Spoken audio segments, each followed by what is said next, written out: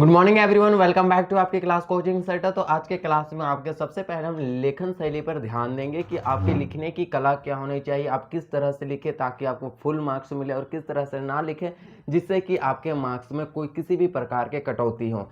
तो इसी के लिए आपके लिए यह लेखन शैली इस क्लास में लेके आए हैं ताकि आप अच्छे से समझ पाए कि किस तरह से हमें लिखना है, कैसे नहीं लिखना है। इसी के लिए, क्योंकि सबसे ज़्यादा इंपॉर्टेंट और महत्व रखता है आपके 12th क्लास के रिटन एग्जाम जो होते हैं, उस समय आपको लिखने की कला देखे जाते हैं कि आप लिखते तो लिखते कैसे, आपके आंसर देने की क्या तरीका है, क्या नहीं है। इस सभी से लोग, मैम सब जितने भी जो टीचर्स होते हैं वो प्रभावित होकर उसी आधार पर आपको नंबर्स भी देते हैं।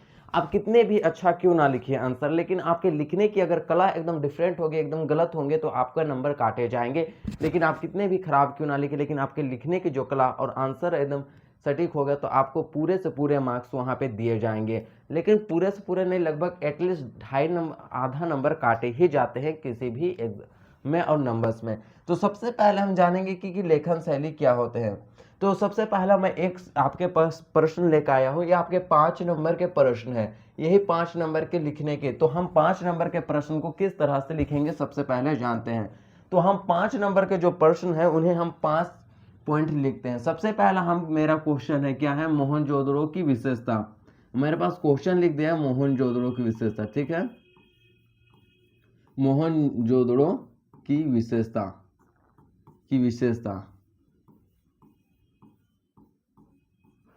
विशेषता तो हमारे पास ये क्वेश्चन है मोहनजोदड़ो की विशेषता। तो ये 5 नंबर का है, आपको हम दे देंगे 5 नंबर के हैं। इससे हम लिख के बताइए कि आप कैसे लिखेंगे। तो आपको सबसे पहले जानना है कि 5 नंबर के क्वेश्चन को किस तरह से डिफेंड करना है। सबसे पहले आपको पॉइंट नंबर 1 देना है। कोई यहाँ पे टॉपिक जैसे कि शहरी केंद्रों का विकास, शहरी जो है केंद्रों का विकास, ठीक है, शहरी केंद्रों का विकास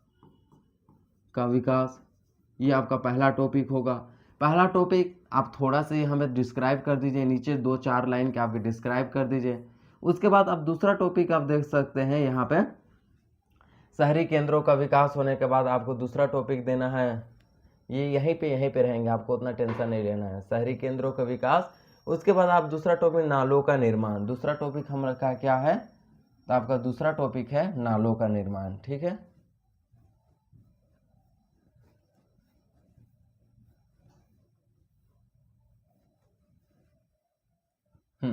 तो दूसरा टॉपिक हमारा है नालों का निर्माण,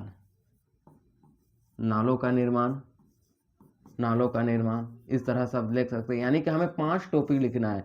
ये हमारा पहला टॉपिक, ऐसे करके आप ऐसे करके और कुछ ऐसे डिस्क्राइब यहाँ पे छोटे मोटे आप इतने थोड़े बहुत 3-4 लाइन के डिस्क्राइब कर सकते हैं। तीसरा टॉपिक हम देखते हैं कौन सा है। तीसरा टॉपिक सड़क निर्माण। तीसरा टॉपिक हम देखते हैं सड़क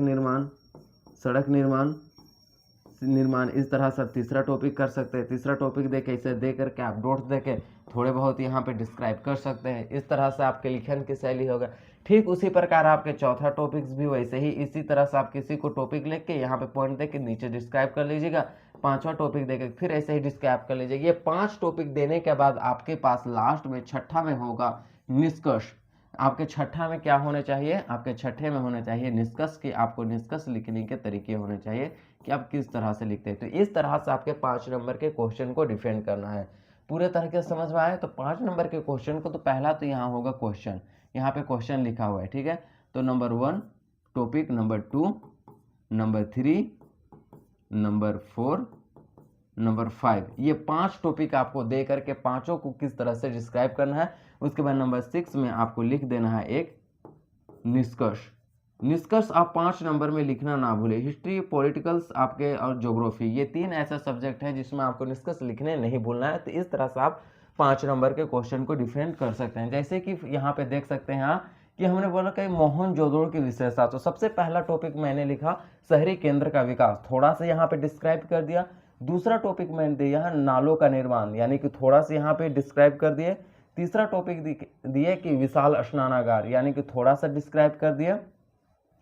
फिर यहाँ चौथा टॉपिक दिया अन्नागार, थोड़ा सा उसका डिस्क्राइब कर दिया। और 5वां टॉपिक दिए हड़प्पा के जो है सड़क निर्माण, उसका एक तरह से। तो ये हमारा 5 टॉपिक 5 नंबर के क्वेश्चन और यहाँ पे निष्कर्ष लिखना बोले तो यहाँ पे आप एक छठा नंबर में निष्कर्ष लिख दीजिएगा, ठीक है, छठे। तो इस तरह से आपको क्वेश्चन लिखने होंगे, जिससे आपको 5 नंबर में एटलीस्ट 4.5 यानी कि 4.5 नंबर आपको मिल जाएंगे। तो ये तो हुआ हमारा 5 नंबर। अब हम 3 नंबर के क्वेश्चन किस तरह से लिखेंगे। मान के चलिए आपको सिंधु घाटी की सभ्यता के बारे में लिख, मोहनजोदड़ो, रोपड़ और हाँ, तो यदि आपको सिंधु घाटी सभ्यता के बारे में आपको लिखने के लिए दे रहे हैं, ये हमारा एक क्वेश्चन है, आप इसे लिख रहा है, आपको इसे बनाना है कि आप इसे किस तरह से लिखेंगे। 3 नंबर के हैं, कितने नंबर के हैं, ये 3 नंबर के क्वेश्चन है, किस तरह से लिखेंगे। तो आपकी लिखन शैली क्या होनी चाहिए। तो क्वेश्चन तो यहाँ पे आपको क्वेश्चन लिखा हुआ है, तो नंबर 1 पॉइंट दीजिएगा, क्या दीजिएगा, चंद्रभोदड़ो। यहाँ पे क्वेश्चन नंबर 1 पॉइंट दीजिएगा चंद्रभोदड़ो, चंद्रभोदड़ो।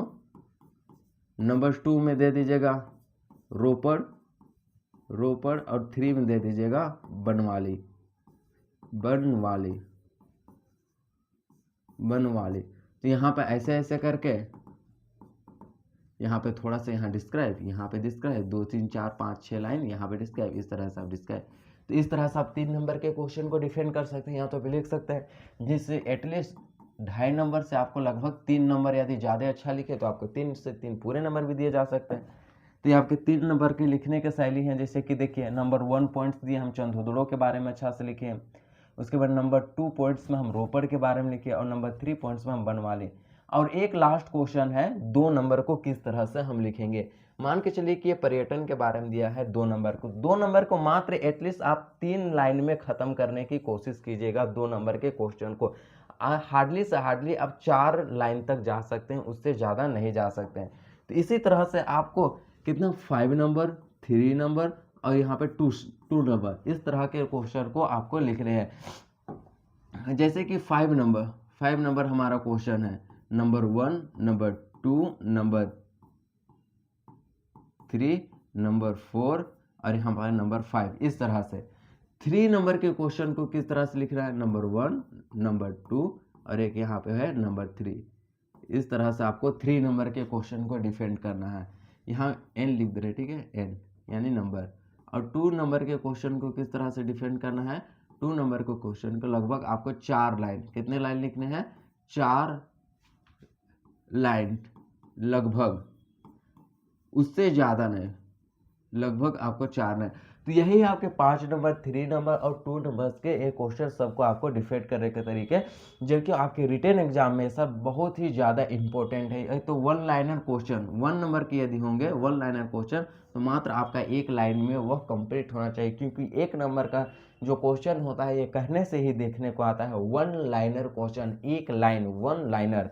आप 1 लाइनर से क्या समझते हैं, 1 लाइनर, 1 लाइनर मतलब 1 लाइन, 1 लाइन, 1 लाइनर क्वेश्चन यही होते हैं। तो इसी तरह से आपके लेखन शैली होने चाहिए। आई होप आपको बहुत ही अच्छा सी ये लेखन शैली यानी कि लिखने की कैसे कला होने चाहिए हमारे, आपको बहुत ही अच्छा समझ में आ गए हैं। तो आपको इसी तरह से यदि और कुछ जानना है, कोई विशेषता जानना है, किस चीज़ को हमारे कुछ आपके प्रॉब्लम है, या तो आपको कोई दुविधा है कि हाँ हम कैसे करें तैयारी, कैसे ना करें, हमें किस तरह से आगे करना है, तो आप कमेंट्स में लिख सकते हैं कि ये क्लास ले दीजिए, कि ऐसा कर दीजिए, क्लास दीजिए हमको, ताकि हमें अच्छे से लगे। तो कमेंट्स में आप लिख सकते हैं, हमें बता भी सकते हैं इस तरह से, तो हम वो क्लास आपको करा देंगे। तो बेसिकली हमको जिस तरह से आपके 12th क्लास के एग्जाम में एकदम 100 से 100%, लेकिन आपके तरफ से यदि हमको आपको लगता है कि मुझे किस प्रकार की कमियां हैं, मेरे में क्या कमियां हैं, तो उस चीज़ को हमें पढ़ना है, तो आप कमेंट्स कर सकते हैं, मैं उस चीज़ को भी आपके लिए पढ़ाने के लिए तैयार रहूँगा।